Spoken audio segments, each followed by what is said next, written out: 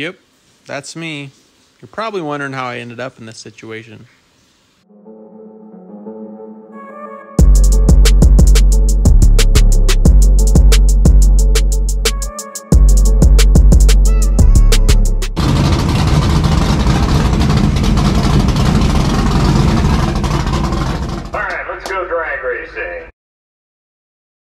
Whether you can't get away from that evil, evil red light, or you forgot you were racing in the first place. Oh!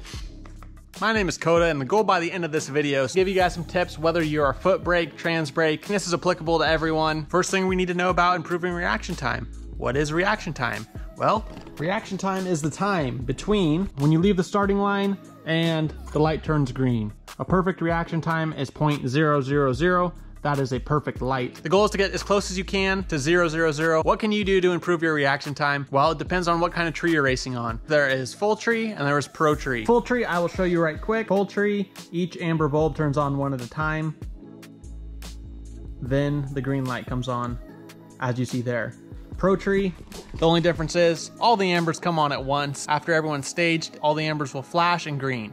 So it's basically as soon as you see those lights turn on, then you can go. It's a little bit more of a surprise. You're trying to anticipate it on a pro tree, but 99% of the time we are racing full tree. That's what we're gonna go over today. This also depends on if you are running a trans brake. As you can see here, I have my fake little trans brake button set up, or foot brake.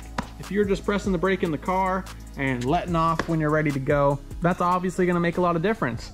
With a trans brake, the way I get a practice in here, I made a little office chair setup and kind of set this button over where my trans brake button is in the drag truck. That way I can practice realistically as possible. The track you're racing at has LED bulbs. They are going to be different than regular bulbs like these. So these are all LED.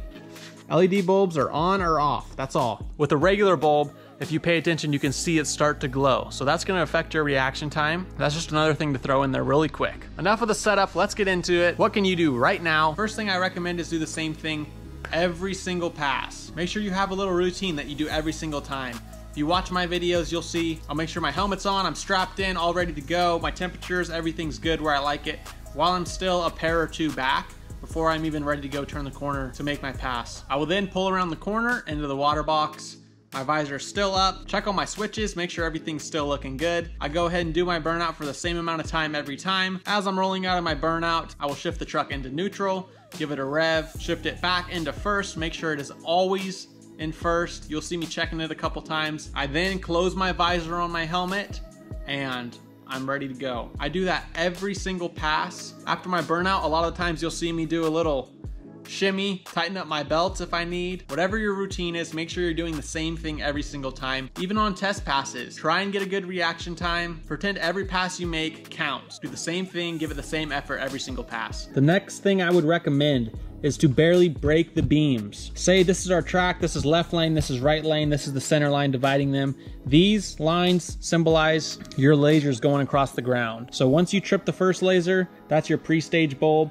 Once you trip the second laser, that's your stage bulb. Then the lights will start coming down. Just for reference, there we go again. I bump into that first beam, these top lights will come on. I bump into the second one, bottom lights will come on. If I'm over here in the left lane, I'm gonna make sure I bump in the exact same amount every single pass. You can just roll up here till you trip the first beam, turn on the pre-stage bulb, and then stop.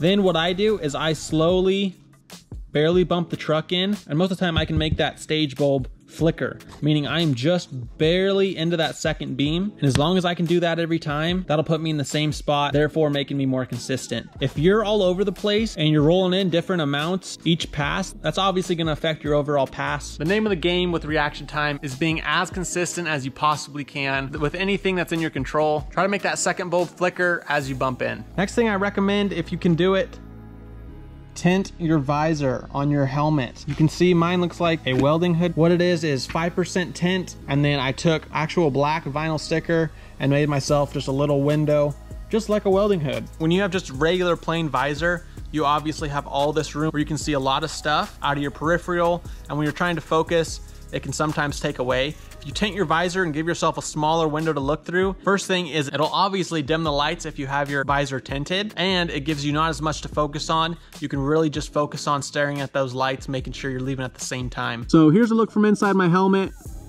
Again, we're normally not this close to the tree, but you can kind of get an idea of what I'm looking at compared to if I had like a clear visor, I could see all this stuff in the background. The next tip is for the people that run trans brakes like me. I know some people mount them to the dash and they just kind of push on the dash, pull their hand off. Or also some people have them mounted on their side. Some people have them tilted. There's all kinds of ways to mount them. The way I found is just straight up and down off to my side. I'll set the same part of my thumb on the same part of the trans brake button every single time. When I'm ready, I don't pull my hand straight up. I've tried to do that a couple times. Doing that, I physically cannot pull my hand away fast enough to get out of the way of that spring. So how I leave is I set my hand on the button. When I'm ready to leave, I shoot my hand off to the side. Recently, you've been seeing me do this number and I come up after I shoot my hand off, but I always start off to the side. I let the button do all the work. I don't try to put my hand on it and pull my hand off of it. I found this is by far the most consistent way to leave with the trans brake. Another tip, if you are running a trans brake button,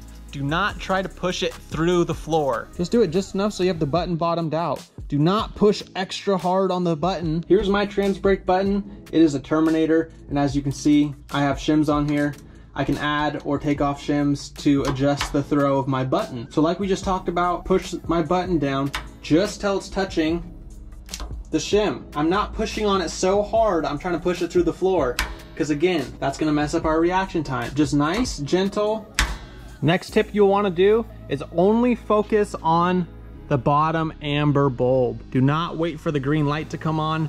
You want to leave on the third yellow bulb. It takes time for the light to get to your eyes to see the light, to register it. Then your body tells your hand either to get off the trans brake, your foot to get off the brake. So that's why we don't wait until green, just because of the human delay in it. People try all kinds of tricks. I've tried all kinds of stuff. I've had my helmet and I tilt my head down to just block out these two bulbs up top and try to just focus on that bottom bulb right there. Sometimes it works, sometimes it doesn't. Sometimes I tilt my head too far down and cover the third bulb. Sometimes I didn't tilt it enough and didn't cover the top two bulbs. So for me, it was just very, very hard to be consistent on trying to block it. I've seen people have visors in their car. They tilt the visors down to try to accomplish the same thing. It might work sometimes it might not. It's best to just looking at the light and just focusing on the bottom bulb, because too, at nighttime, when you're tilting your head, the reflection off of your car will throw you off. You can see the lights coming down off the reflection of your car. So once you get into night racing, that's a whole nother thing.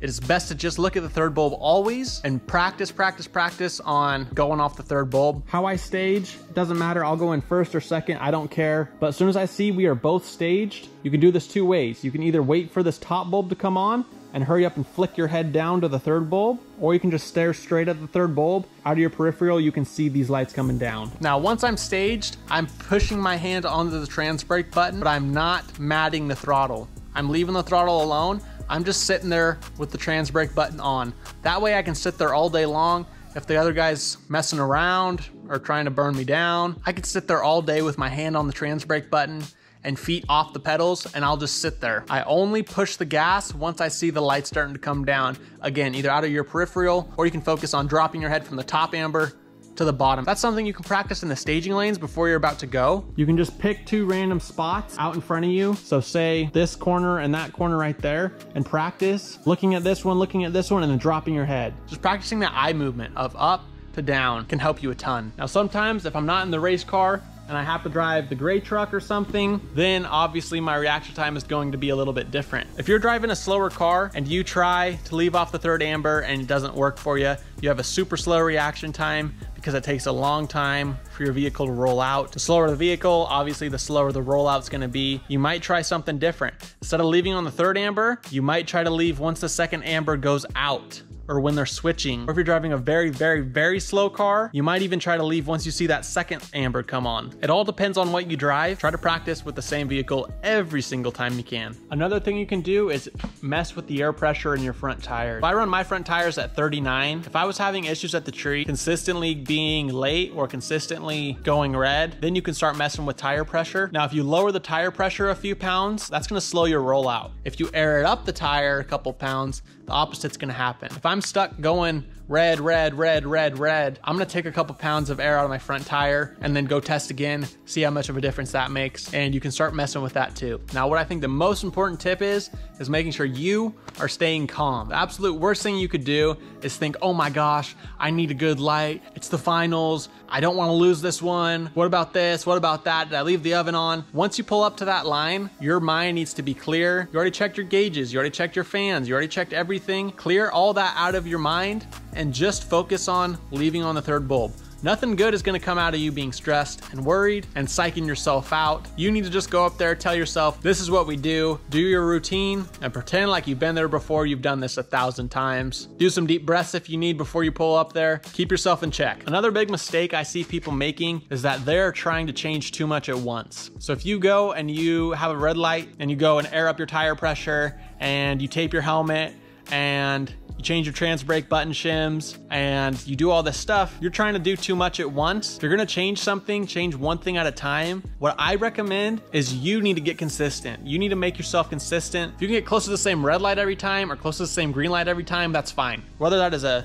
0.250 green light or a 0.250 red light, if you can do that every single time, you can bring the car to you. Little adjustments at a time. Don't just go because you had one red light, throw the whole toolbox at it and try to change a bunch of things at once. It's not gonna work like that. Work on yourself first, make yourself consistent, then bring the car to you. And last but not least, I'm sure you can guess it, practice, practice, practice. They sell little portable trees like this that you can just press the buttons on and practice your reaction time that way. This Porta-Tree is awesome. Obviously, I have it set up for me right now. They have pedals that you can set up as well if you are a foot brake person. But whatever you do, just practice as much as you possibly can and everything will be all good. That's gonna wrap up today's video. As always, I appreciate all the support. Thank you guys so much for watching. If you have found any value in this video, please smash the thumbs up button. I very much appreciate it. What are your tips for a better reaction time? Throw them down in the comments. Let's all have a discussion down there. Take it easy and we'll catch you on the next one.